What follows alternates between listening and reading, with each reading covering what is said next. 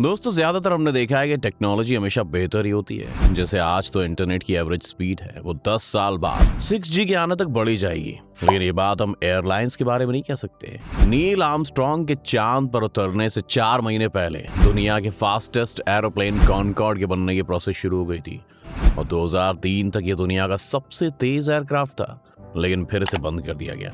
आज हम Boeing 7478 aircraft को दुनिया का सबसे तेज कमर्शियल एरोप्लेन मानते हैं, लेकिन इसकी स्पीड कॉनकॉर्ड से आधी है। लेकिन आखिर क्यों कॉनकॉर्ड को बंद कर दिया गया? क्या इतनी स्पीड को एरोप्लेन हैंडल नहीं कर पा रहा था या इसकी कोई और वजह थी? आइए जानते हैं आज की इस वीडियो में। बस बने रहेगा अंत तक हमारे साथ। लेकिन वीडियो शुरू होने से पहले अगर आप इस चैनल पर नए हैं या आपने अभी तक इस चैनल को सब्सक्राइब नहीं किया है तो चैनल को सब्सक्राइब करना, बेल आइकन दबाना ना भूलें। बोइंग 7478 से कंपेयर किया जाए तो बोइंग की टॉप स्पीड आज 658 माइल्स पर आवर है, जबकि कॉनकॉर्ड की स्पीड 1330 माइल्स पर आवर हुआ करती थी और ये 60,000 फीट की ऊंचाई मुड़ता था। कॉनकॉर्ड इतना फास्ट था कि जहां आज लंदन से न्यूयॉर्क का सफर 8 घंटे का है वो सिर्फ 3 घंटे में ही कवर हो जाता था। कॉनकॉर्ड को बहुत ही मेहनत से बनाया गया था और इसमें 2 देशों की मेहनत लगी थी। यूके और फ्रांस ने इस एरोप्लेन की डेवलपमेंट का जिम्मा अपने सर उठाया था और पहले इसके लिए 7 करोड़ पाउंड का बजट रखा गया था, लेकिन इसकी डेवलपमेंट में 200 करोड़ पाउंड से भी ज्यादा खर्चा हो गया। लेकिन ये खर्चा लाजमी था क्योंकि कई चीजें थी जिन्हें ठीक करना था, जैसे कि अपनी स्पीड के कारण ये एयरक्राफ्ट गर्म हो जाता था। सोचिए, 60,000 फीट की ऊंचाई पर टेम्परेचर -50 डिग्री सेल्सियस होता है, तब भी जब ये लैंड करता था तो इसकी बॉडी गर्म ही रहती थी। इसे ठीक करने से लेकर इसके एरोडायनामिक डिजाइन के लिए काफी वक्त लगा, लेकिन फाइनली 1976 में इसे रिलीज कर दिया गया। कॉनकॉर्ड अपने समय के हिसाब से बहुत ही एडवांस्ड एयरक्राफ्ट था। ये दुनिया का पहला प्लेन था जिसमें कार्बन ब्रेक्स लगाई गई थी और ये इतना ऊंचा उड़ता था कि आप खिड़की से बाहर अर्थ का कर्वेचर देख सकते थे। कॉनकॉर्ड उस वक्त इतना पॉपुलर था कि पूरी दुनिया इस नए प्लेन के लिए एक्साइटेड थी, लेकिन इसी एक्साइटमेंट के साथ साथ एक परेशानी भी आई जिसके बारे में ज्यादा ध्यान नहीं दिया गया। आपको पता ही होगा कि साउंड की स्पीड 767 माइल्स पर आवर होती है और अगर स्पीड को कोई पार कर जाए तो कहा जाता है कि उसने साउंड बैरियर तोड़ दिया। साउंड बैरियर के तोड़ने से एक सोनिक बूम पैदा होता है जो बहुत ही तेज होता है। अब सोचिए, कॉनकॉर्ड की स्पीड 1330 mph थी, यानी कि लगभग इससे 2 गुनी। इसलिए जब भी कॉनकॉर्ड किसी शहर के ऊपर से गुजरता था तो बहुत ही तेज आवाज करता था। एयरपोर्ट के पास मौजूद बिल्डिंग्स के तो शीशे तक टूटने का खतरा पैदा हो गया था। इसी वजह से भारत समेत कई ऐसे देश थे जिन्होंने सुपरसोनिक स्पीड्स पर बैन लगा दिया था और अब ये एयरक्राफ्ट उनके ऊपर से इतनी तेजी से नहीं उड़ सकता था। इसकी वजह से जिन एयरलाइन कंपनीज ने कॉनकॉर्ड एयरक्राफ्ट्स के ऑर्डर दिए थे उनमें से ज्यादातर ने कैंसिल कर दिए और सिर्फ यूके और फ्रांस की नेशनल एयरलाइंस के पास ही अब कॉनकॉर्ड थे। दुनिया में सिर्फ 14 ही कॉनकॉर्ड प्लेन्स बनाए गए थे, लेकिन ऐसा नहीं कि सर्विस में नहीं थे, क्योंकि इसका एक सोल्यूशन ये निकाला गया कि जमीन के ऊपर से कॉनकॉर्ड को कम स्पीड से उड़ाया जाएगा और जैसे ही समुद्र के ऊपर पहुंचेगा तब इसे इसकी टॉप स्पीड में उड़ाया जाएगा। इससे लोगों को परेशानी भी नहीं आती थी और कॉनकॉर्ड सर्विस में भी रह सकता था। लेकिन सुपरसोनिक स्पीड्स के बैन के कारण ये भी हुआ कि कई रूट्स ऐसे भी थे जहां से इन्हें बिल्कुल भी नहीं ले जाया जा सकता था और इसी वजह से कॉनकॉर्ड के प्लेन्स हमेशा लॉस में ही रहे। 1976 से 1990 की शुरुआत समय तक कॉनकॉर्ड ने कभी प्रॉफिट नहीं कमाया, लेकिन फिर 90 के दशक में इन एयरलाइंस ने अपनी स्ट्रेटजी बदल दी और टिकट प्राइसेस को 4 गुना कर दिया। कॉनकॉर्ड पर फ्लाई करना पहले से ही बहुत महंगा था और अब इन प्राइसेस को बढ़ाने के बाद कॉनकॉर्ड किसी आम फ्लाइट के मुकाबले 30 गुना ज्यादा एक्सपेंसिव हो गया था। लेकिन यही इन एरोप्लेन्स की स्ट्रेटजी थी, क्योंकि अब वो एक ऐसा एरोप्लेन बना रहे थे जिसमें सिर्फ अमीर लोग ही फ्लाई कर सकते हैं। इसका फायदा ये भी था कि ऐसे लोगों को अपने बिजनेस के लिए एक जगह से दूसरी जगह जल्दी पहुंचना होता था, इसलिए कोई भी ये प्राइस पे करने से नहीं कतराता था। कॉनकॉर्ड पर फ्लाई करने का ये भी फायदा था कि जितने भी पैसेंजर्स आपको वहां मिलते थे वो अमीर बिजनेस प्रोफेशनल्स, पॉलिटिशियंस या सेलिब्रिटीज होते थे, जिस कारण से आप उनसे नेटवर्क भी कर सकते थे।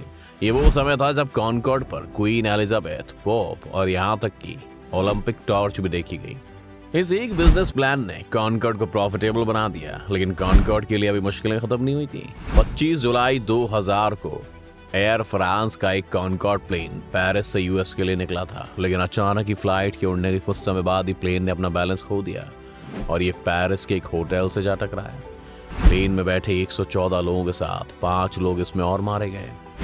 इसी इंसिडेंट के बाद दुनिया भर के सभी कॉनकॉर्ड एयरप्लेन्स को ग्राउंड कर दिया गया और इन्वेस्टिगेशंस की जाने लगी कि आखिर ऐसा कैसे हुआ। इन्वेस्टिगेशंस कुछ वक्त तक चली तो पता चला कि किसी दूसरे एरोप्लेन से एक मेटल स्ट्रिप एयरपोर्ट पर गिर गई थी, जिसने कॉनकॉर्ड के टायर को पंक्चर कर दिया था। पंक्चर होने के कारण कई सारी डेब्रीज भी प्लेन के अंदर घुस गई थी, जिसने फाइनली उसका लेफ्ट इंजन खराब कर दिया और वो इस तरह गिर गया। इन्वेस्टिगेशन के बाद कॉनकॉर्ड को फिर से उड़ने की परमिशन मिल गई। लोग कॉनकॉर्ड को लेकर इतने एक्साइटेड थे कि जब 11 सितंबर 2001 के दिन कॉनकॉर्ड ने फिर से उड़ान भरी तो उसे टीवी पर टेलीकास्ट भी किया गया।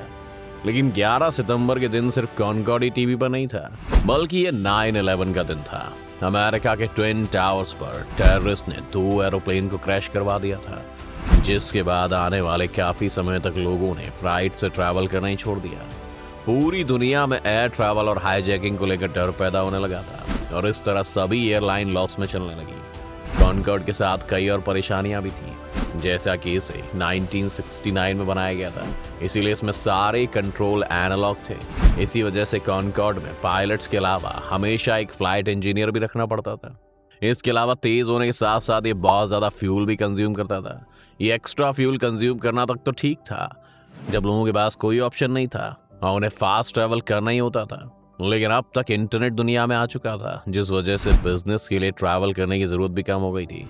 साथ ही साथ कॉनकॉर्ड वैसे तो अब सिर्फ अमीर लोगों का प्लेन था, लेकिन कॉनकॉर्ड का डिजाइन कभी भी बिजनेस क्लास वाला नहीं था। इसके अंदर बहुत ज्यादा स्पेस नहीं था और इसी वजह से ये फ्लाइट्स बहुत ज्यादा कंफर्टेबल नहीं होती थी। अब लोगों के पास ये चॉइस थी कि या तो 3 घंटे में अनकंफर्टेबल होकर सफर करें या फिर 8 घंटे की फ्लाइट में आराम से जाएं, क्योंकि इंटरनेट ने इमरजेंसी को खत्म ही कर दिया था। 2003 में एयरबस ने कॉनकॉर्ड बनाने वाली कंपनी एरोस्पेसिल को एक्वायर कर लिया था और इसके बाद उन्होंने ऐलान कर दिया कि अब वो इसके रिप्लेसमेंट पार्ट्स नहीं बनाएंगे। यानी या तो अब कॉनकॉर्ड पूरी तरह से रीडिजाइन करने की जरूरत थी या फिर इसे बंद कर दिया जाना था, और आखिर में ऐसा ही हुआ भी। दुनिया का सबसे तेज एरोप्लेन को हमेशा के लिए रिटायर कर दिया गया। कॉनकॉर्ड के फेल होने की कई वजह थी, फिर वो इंटरनेट हो या सोनिक बूम्स, लेकिन इसके बाद भी इस प्लेन को आज भी दुनिया के सबसे बेहतरीन डिजाइन्स में से एक माना जाता है। हाल के कुछ सालों में दोबारा से एक कोशिश शुरू हुई है कि सुपर सोनिक एरोप्लेन्स को वापस लाया जाए, जिसके लिए बूम नाम की कंपनी ने दोबारा super sonic commercial aeroplanes design करने शुरू किए हैं। अगर मीडिया में छपी खबरों की माने तो अमेरिकन एयरलाइंस ने ऑलरेडी 20 ऐसे प्लेन्स का एडवांस ऑर्डर भी दे दिया है, लेकिन आज भी स्पीड बैंस तो देशों ने लगाए हुए हैं। इसलिए देखना इंटरेस्टिंग होगा कि क्या फिर से कोई एरोप्लेन कॉनकॉर्ड जितना कमर्शियली सक्सेसफुल हो सकता है या नहीं। खैर, कॉनकॉर्ड की कहानी कई लेवल्स पर बहुत ज्यादा इंटरेस्टिंग है। एक तरफ तो हमें यह दिखाता है कि ह्यूमन इंजीनियरिंग कितनी आगे पहुंच गई है कि हम साउंड की स्पीड से 2 गुनी रफ्तार पर कमर्शियल फ्लाइट्स भी ले सकते हैं, और वहीं दूसरी तरफ ये हमें हमारी लिमिटेशंस भी बताती है कि साउंड की स्पीड से तेज जाते ही किस तरह की प्रैक्टिकल प्रॉब्लम से हमें गुजरना पड़ता है। आने वाले समय में एयर ट्रैवल का फ्यूचर क्या है ये कहना तो मुश्किल होगा, लेकिन आप हमें कमेंट्स में जरूर बताइएगा कि इन सुपरसोनिक फ्लाइट्स के बारे में आप क्या सोचते हैं। उम्मीद है आपको आज की इस वीडियो में काफी कुछ नया सीखने को मिला होगा। अगर आपको ये वीडियो पसंद आया तो वीडियो को लाइक करें, और अगर आप इस चैनल पर नए हैं तो जाने से पहले चैनल को सब्सक्राइब करना भी ना भूलें।